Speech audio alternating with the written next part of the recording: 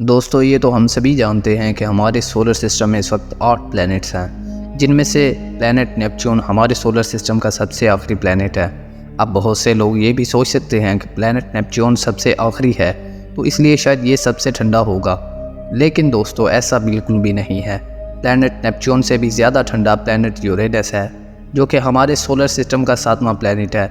जैसे कि यूरेनस पर हीरो की बारिश होती है, वैसे ही नेपच्यून पर भी हीरों की बारिश होती है। और कुछ राज नेपच्यून के भी इतने हैरानकुन हैं जिनको सुनकर कोई इंसान भी डर जाए। तो जी हाँ दोस्तों, आज की ये वीडियो प्लैनेट नेपच्यून को स्टडी करके बनाई गई है। इस वीडियो में हम नेपच्यून के बारे में ज़्यादा से ज़्यादा जानने की कोशिश करेंगे और साथ ही साथ नेपच्यून के कुछ अमेजिंग फैक्ट्स को भी डिस्कस करेंगे। तो वीडियो बहुत ज़्यादा इंटरेस्टिंग होने वाली है, इसलिए इसको एंड तक देखते रहना। मैं हूँ कासिम अली और आप देख रहे हैं अपना चैनल क्यू फॉर फैक्ट्स। तो दोस्तों ये उस वक्त की बात है जब हमारे सोलर सिस्टम में सिर्फ 7 प्लैनेट्स हुआ करते थे, यानी यूरेनस हमारे सोलर सिस्टम का सबसे आखिरी प्लैनेट था। तो इस वक्त साइंटिस्ट ने एक बहुत ही अजीबोगरीब बात नोट की। उन्होंने ये देखा कि हमारे सोलर सिस्टम का सबसे आखिरी प्लैनेट यानी प्लैनेट यूरेनस एक ख़ास जगह पर आकर अपनी मूवमेंट में कुछ गड़बड़ कर रहा है। तो ये देखकर साइंटिस्ट बहुत ज़्यादा परेशान हो गए, क्योंकि हमारे सोलर सिस्टम के सभी प्लैनेट्स न्यूटन के बनाए हुए ग्रेविटी के लॉज पर काम कर रहे हैं। लेकिन दोस्तों यूरेनस अकेला ऐसा प्लैनेट था जो कि न्यूटन के बनाए हुए लॉज को फॉलो नहीं था कर रहा। वो एक ख़ास जगह पर आकर अपनी मूवमेंट को बदल रहा था। तो ये देखने के बाद कुछ साइंटिस्ट ने ये कहना शुरू कर दिया कि न्यूटन के लॉज ही गलत हैं। यूरेनस की इन अजीबोगरीब हरकतों ने पूरी साइंटिफिक कम्युनिटी की तवज्जो अपनी तरफ खींच ली और फिर दुनिया भर के साइंटिस्ट ने यूरेनस की स्टडी शुरू कर दी। और इनमें से एक साइंटिस्ट उर्बेन लिवेरियर भी थे, जो कि यूरेनस को दिन रात स्टडी कर रहे थे। वो ये बात समझ चुके थे कि न्यूटन के बनाए हुए लॉज में कोई भी गलती नहीं है।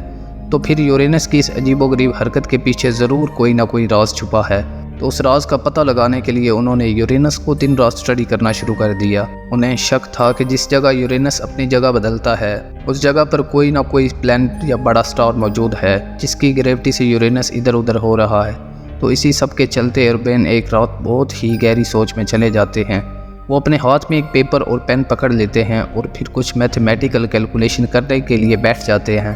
कैलकुलेशन के बाद वो यूरेनस के पास एक छोटा सा पॉइंट बना देते हैं और कहते हैं कि इस पॉइंट पर ज़रूर कोई बड़ा प्लैनेट छुपा हुआ है जिसका साइज़ भी यूरेनस जितना है। और जब फिर उन्होंने अपनी ये कैलकुलेशन साइंटिफिक कम्युनिटी के सामने रखी तो पहले तो उनका अच्छा खासा मजाक बनाया गया, क्योंकि यूरेनस के इर्द गिर्द इस वक्त कोई प्लैनेट मौजूद नहीं था। लेकिन जब उनकी कैलकुलेशन को ऑब्ज़र्व किया गया तो ठीक उसी पॉइंट पर जहाँ उर्बेन ने बताया था वहाँ एक बहुत ही बड़ा नीला प्लैनेट देखा गया। तो जब इस प्लैनेट का मास और साइज़ कैलकुलेट किया गया तो पता चला कि इस प्लैनेट का मास और साइज़ तकरीबन यूरेनस के ही जितना है, यानी उर्बेन की वो कैलकुलेशन बिल्कुल सही थी। तो दोस्तों सोलर सिस्टम का अब 8वां प्लैनेट डिस्कवर हो चुका था, जिसका नाम नेपच्यून रखा गया, जो कि एक रोमन देवता के नाम पर रखा गया था। और नेपच्यून हमारे सोलर सिस्टम का वाहिद ऐसा प्लैनेट है जिसको बगैर किसी टेलीस्कोप या फिर स्पेस क्राफ्ट के बल्कि एक मैथमेटिकली कैलकुलेशन से डिस्कवर किया गया था, जो कि सुनने में काफ़ी इंटरेस्टिंग लगता है। इस नीले प्लैनेट को उर्बेन लिवेरियर ने मैथ के फार्मूलाज की वजह से ढूंढा था। लेकिन यहाँ कहानी में ट्विस्ट ये है कि उर्बेन पहले इंसान नहीं थे जिन्होंने नेपच्यून को डिस्कवर किया। उर्बेन से भी पहले एक इंसान ने नेपच्यून को देख लिया था, और वो इंसान और कोई नहीं बल्कि टेलीस्कोप के इन्वेंटर और एक बहुत ही मशहूर एस्ट्रोनॉमर गैलीलियो थे।